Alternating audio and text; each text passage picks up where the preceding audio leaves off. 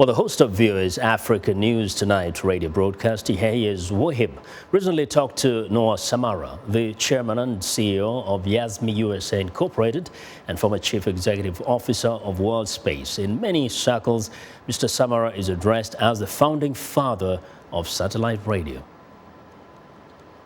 In 1995, your company, World Space, selected Alcatel in Toulouse, France, as prime contractor to deliver the World Space system under a turnkey contract. This system, it turns out, would be the first digital worldwide broadcasting system to use direct satellite transmission. At the time, it was nothing less than a revolution. A revolution for Africa, the Middle East, Asia, and Latin America. A revolution in the airwaves. Indeed, a bold and innovative undertaking. How did you first come up with the idea? A young person, just fresh out of college, working at a law firm, and from there to come up with an idea to finance and transport satellites into space. Simply remarkable. Take us back to the early days where the idea of world space and Afri-space started to germinate. So first I should say it happened in large part because I was too young to know better.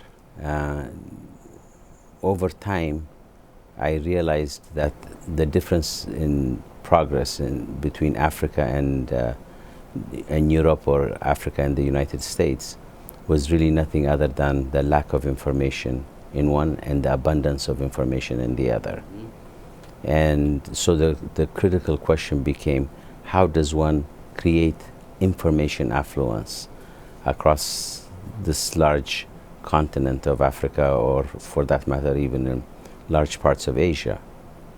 And that's how the idea of World Space initially, and now YAZMI, was born, was really to create information affluence everywhere where there was dearth of information. You have been quoted as saying that African countries are at the bottom of the ranking as far as education is concerned.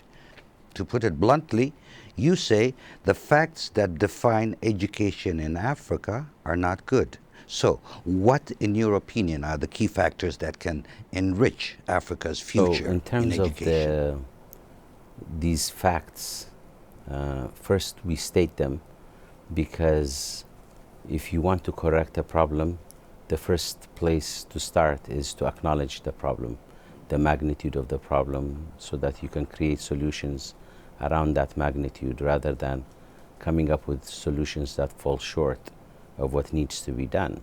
There are four factors, I would say, that are really important in solving the problem of education. One is, the first and most important thing that governments need to do if they want to see change in education is to make large commitments, bold, large commitments in the field of education, because that is the critical building block, the most important infrastructure of all infrastructures. It is the infrastructure at the mind level of your population. You're building the infrastructure, the mind infrastructure of your people.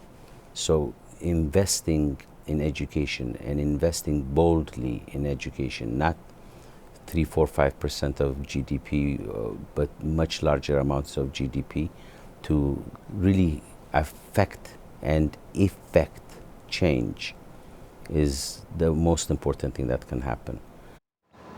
Well, that was Viewers Yeheyes Wuhib speaking with Noah Samara, CEO of YAZMI USA Incorporated. Tomorrow, in part 2 of our feature on Mr. Samara, he talks about his latest venture, the YAZMI project.